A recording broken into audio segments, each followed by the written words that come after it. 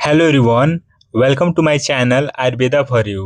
आज के लेक्चर में हम क्रिया शारीर पेपर 2 का टॉपिक नंबर 11 को देखने वाले हैं। इस टॉपिक के अंदर उपधातु, स्तन्य, आर्तव और त्वक के बारे में हमें पढ़ना है।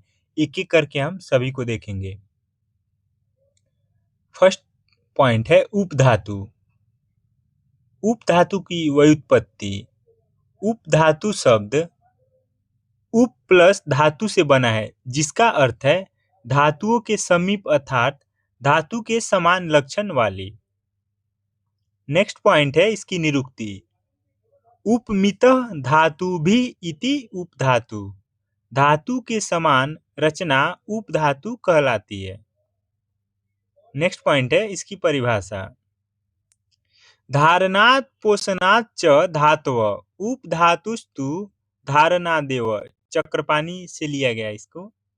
अर्थात जो धारण और पोषण दोनों कार्य करता है उसे हम धातु कहते हैं, और जो केवल धारण करे उसे हम उपधातु कहते हैं। नेक्स्ट पॉइंट है उपधातुओं की संख्या। आचार्य चरक ने इनकी संख्या 7 बताई है। रसात स्तन्यम ततो रक्तम असृज कंडराशिरा मांसाद वसा त्वच सट च मेदस स्नायु संभव। अर्थात रस से स्तन्य और रक्त आर्तव उपधातु बनता, असृग अर्थात रक्त धातु से कंडरा और शिरा बनता, मांस से वसा और षड त्वचा 6 प्रकार की त्वचा उपधातु बनता, और मेद से स्नायु की उत्पत्ति होती। तो ऐसे हो गए 7 उपधातुओं की उत्पत्ति। हम देखेंगे धातु और उपधातु में समानता अर्थात सिमिलरिटी क्या क्या है। फर्स्ट पॉइंट है धातु और उपधातु शरीर का धारण करते हैं, दोनों धारण करते हैं। दोनों की उत्पत्ति प्रसाद अंश से होती है। प्रसाद अंश से स्थूल भाग बनता और सूक्ष्म भाग बनता, 2 पार्ट में डिवाइड होता, और स्थूल भाग जो होता उससे धातु बनता है, और सूक्ष्म भाग से उपधातु और अगले धातु का सधर्मी अंश बनता है। इसके बारे में आप डिटेल धातु के लेक्चर में देख सकते हैं, जो कि ऑलरेडी अपलोडेड है चैनल पे। हम देखेंगे थर्ड पॉइंट। आचार्य चरक के अनुसार धातु और उपधातु दोनों की संख्या कितनी है? 7 है। एंड लास्ट पॉइंट है दोनों ही पांच भौतिक होती है। अब हम देखेंगे नेक्स्ट पॉइंट, धातु और उपधातु में असमानता या वैषम्य डिसिमिलरिटी क्या क्या है। फर्स्ट पॉइंट है धातु जो है धारण और पोषण दोनों कार्य करता है, जबकि उपधातु केवल धारण करती है। सेकंड पॉइंट है धातु की उत्पत्ति प्रसाद अंश के स्थूल भाग से होती है, जबकि उपधातु की उत्पत्ति प्रसाद अंश के सूक्ष्म भाग से होती है। थर्ड पॉइंट है धातु की स्वतंत्र अग्नि होती है, जबकि उपधातु की स्वतंत्र अग्नि नहीं होती है। लास्ट पॉइंट है धातुओं में गति होती है, जिससे अगले अर्थात उत्तरोत्तर धातु का पोषण हो सके, जबकि उपधातु में गति नहीं होती है। नेक्स्ट है उपधातुओं की उत्पत्ति। हम टोटल उपधातु है, हमें इस टॉपिक में केवल 3 पढ़ना है। अगर आपको सभी के उत्पत्ति के बारे में जानना है तो आप धातु के लेक्चर को देख सकते हैं। हम देखेंगे विभिन्न आचार्यों के अनुसार उपधातु। हमने चरक के बारे में देखा, वो 7 बताया है। हम देखेंगे बाकी आचार्य का क्या मानना है। फर्स्ट है रस। रस का उपधातु है स्तन्य और आर्तव आचार्य चरक के अनुसार। रक्त का उपधातु है कंडरा और शिरा चरक के अनुसार। मांस का उपधातु है वसा और षट त्वचा चरक के अनुसार। और मेद की धातु है स्नायु। ये 7 हो गई। अस्थि, मज्जा और शुक्र का उपधातु चरक ने नहीं बताया है। हम देखेंगे आचार्य डलहन के अनुसार। दलहन ने भी आचार्य चरक के अनुसार ही सिमिलर बताए हैं। रस का स्तन्य और आर्तव, रक्त का कंडरा और सीरा, मांस का वसा और सट त्वचा, मेद का स्नायु, और एक एक्स्ट्रा यहाँ पे संधि बताया है, तो इसको आपको ध्यान में रखना है। आचार्य सारंगधर ने रस का स्तन्य, रक्त का आर्तव, मांस का वसा, मेद का स्वेद, अस्थि का दंत, मज्जा का केस और शुक्र का ओज बताया है। अगर आपको सारंगधर का याद नहीं भी करना है, अगर 100 में 100 मार्क्स नहीं लाने, तो आप इसको स्किप भी कर सकते हैं। अब हम देखेंगे नेक्स्ट पॉइंट सिलेबस का, गुण एवं कर्म। इसके बारे में हम तीनों उपधातु देखेंगे, वहां गुण कर्म के बारे में जानेंगे। हम फर्स्ट देखते हैं उपधातु स्तन्य। स्तन्य का मतलब होता है ब्रेस्ट मिल्क।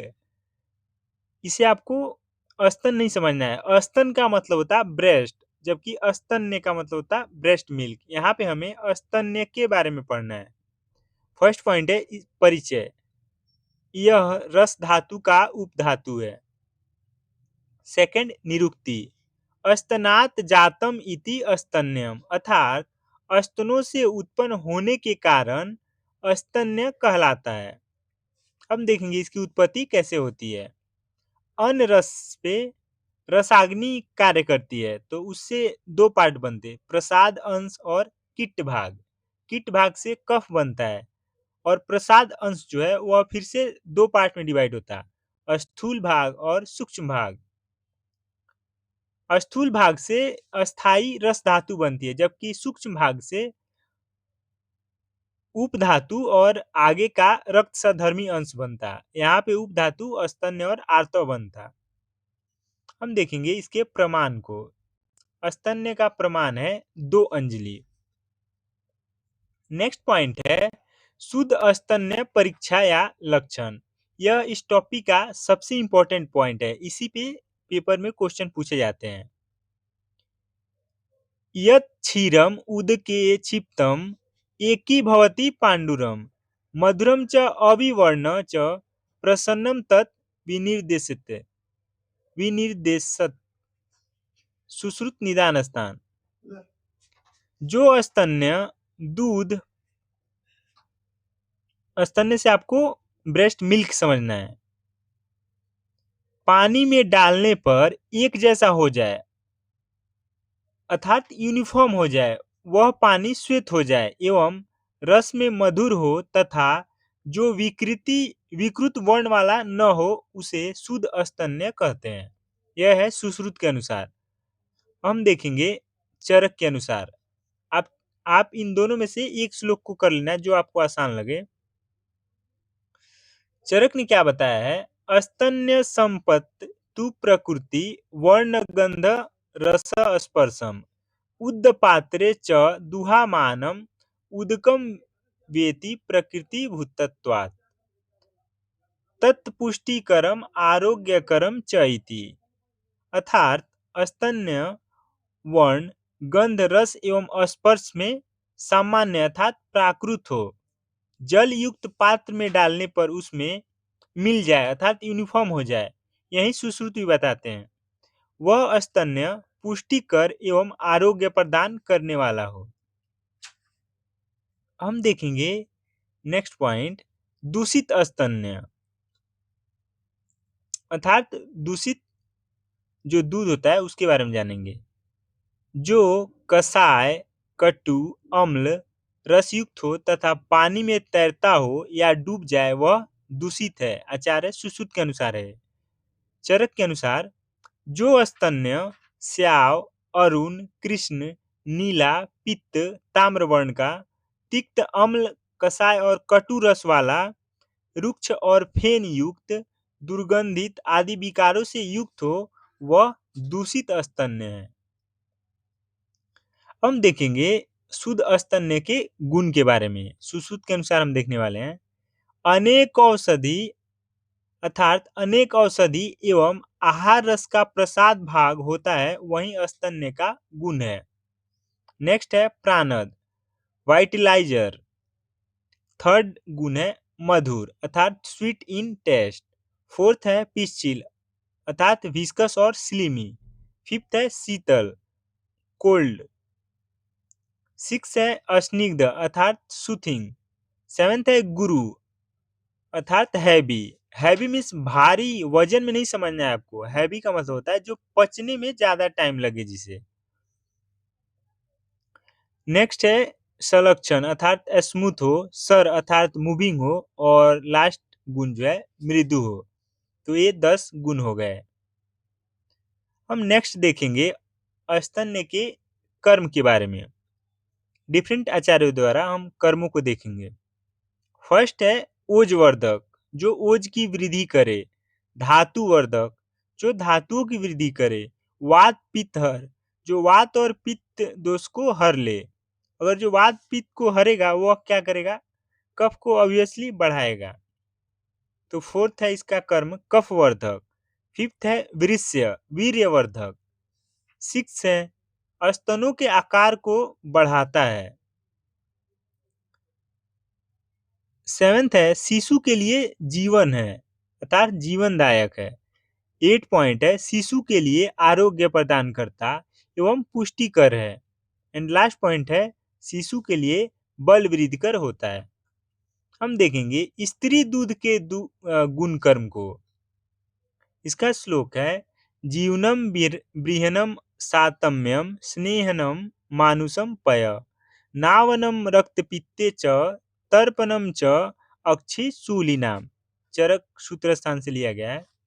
अर्थात नारी का दूध जीवनीय, बृहन, बृहन का मतलब होता है जो कृष व्यक्ति हो उसको मोटा कर दे, सात्म्य तथा स्निग्धता उत्पादक होता है।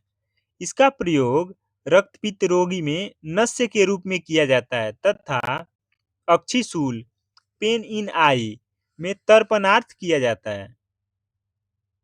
नेक्स्ट है पॉइंट जो कि मोस्ट इंपोर्टेंट पॉइंट है इस टॉपिक का। नेक्स्ट इंपोर्टेंट पॉइंट स्तन्य वृद्धि और स्तन्य क्षय, ये भी क्वेश्चन पूछे जाते हैं। फर्स्ट हम देखेंगे स्तन्य वृद्धि लक्षण। स्तन्यम स्तन्यो, देखिए यहाँ पे इस श्लोक में स्तन्यम अर्थात दूध हो गया और स्तन अर्थात जो ब्रेस्ट हो गया। इसे आपको ध्यान में रखना है। स्तन्यम स्तन्यो आपिनत्व मुहुर्मुहु प्रवृत्ति तोदम च, सुश्रुत संहिता से लिया गया है।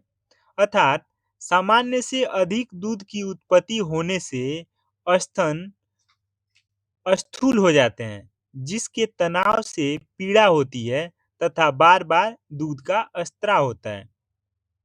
हम नेक्स्ट पॉइंट देखेंगे स्तन्य क्षय लक्षण। स्तन्य क्षय स्तन्यो मलानता स्तन्य असंभव अल्पता वा तत्र श्लेष्मवर्धन द्रव्य उपयोग, ये भी सुश्रुत संहिता से लिया गया है। अर्थात स्तन्य क्षय, दुग्ध की उत्पत्ति सामान्य से कम होने पर स्तनों का आकार छोटा हो जाता है। जो मलानता यहाँ पे वर्ड है श्लोक में, इसी इसका मतलब होता है सिकुड़ जाना अर्थात छोटा हो जाना। दुग्ध का न होना या अल्प होना यह लक्षण मिलते हैं। इस अवस्था में कफवर्धक द्रव्यों का उपयोग किया जाता है। तो इस लेक्चर में हम इतना ही। नेक्स्ट लेक्चर में जो दोनों उपधातु हैं उनको देखेंगे। तो अगर वीडियो अच्छी लगे तो आप फ्रेंड के साथ शेयर कर सकते हैं। And thank you for